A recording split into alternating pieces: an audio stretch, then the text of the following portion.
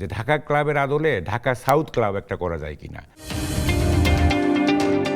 Donald Trump সারের কোরবানির কূটনীতি এবং ট্রাম্পের স্পেলিং ভুল লেখার কারণে চিড়িয়াখানার কিউরেটরকে স্ট্যান্ড রিলিজ করা হয়েছে। কিন্তু ধরেন যে এটা অবশ্য মানে মানে আপনার ইসের নিচে মানে যে হাট বসানো হয়েছিল মানে আপনার মেট্রো রেলের নিচে সেইটা নোংরা করা হয়েছে এবং তারপর হাটটা সরানো হয়েছে, কিন্তু নোংরা খুব ভালো পরিষ্কার করা হয় নাই। কিন্তু সেক্ষেত্রে আমরা কাউকে বিচারের অধীনেও আসতে দেখি নাই। তো এই যে কূটনীতিটা ঘটলো এবং এই যে পুরো ঘটনাটা, একজনের চাকরি চলে গেল, একজনেরই হলো, এই ব্যাপারটা আপনি কিভাবে দেখেন? আচ্ছা, আমি এটা একটু করে ফেলি, কনক্লুশন টেনে ফেলি, ছোট করে একদম।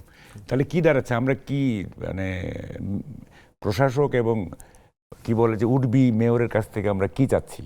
প্রথম কথা হচ্ছে কতগুলো জিনিস আমরা চাচ্ছি। যেমন একটা হচ্ছে যে ওয়েস্ট ম্যানেজমেন্ট যাতে ভালো হয়, 2 নম্বর হচ্ছে ওয়াটার সাপ্লাই যাতে ভালো হয়, 3 নম্বর হচ্ছে আপনার স্যানিটেশন যাতে ভালো হয়, 5 নম্বর হচ্ছে ওয়াটার লগিং যেটা হয় ডিউরিং মনসুন, জলাবদ্ধতা, সেটা যাতে, মানে এগুলো রুটিন কাজ। হ্যাঁ, তারপর সাউন্ড পলিউশন, তারপরে এয়ার পলিউশন, যেগুলি আমরা ডিরেক্ট এফেক্টেড হই।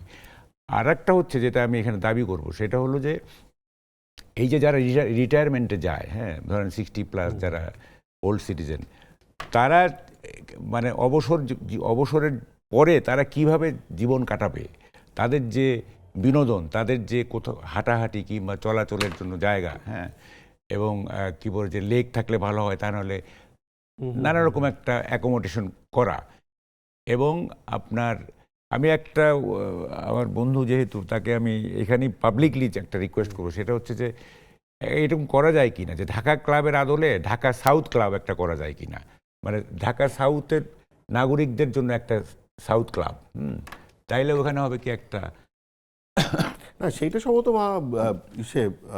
মাহবুব, সেটা শুধুমাত্র এলিটদের জন্য হবে, কিন্তু ওভারঅল আমাদের এখানে কিন্তু যেমন ধরেন যে বয়স্ক ভাতা বা ধরেন বয়স্ক যে ইন্স্যুরেন্সের যে ব্যাপারগুলো অন্যান্য দেশে আছে এলডারলি পিপলদের জন্য, ওগুলো হবে না, কারণ সিটি গভর্নমেন্ট নাই তো, এগুলো হবে না। এমনকি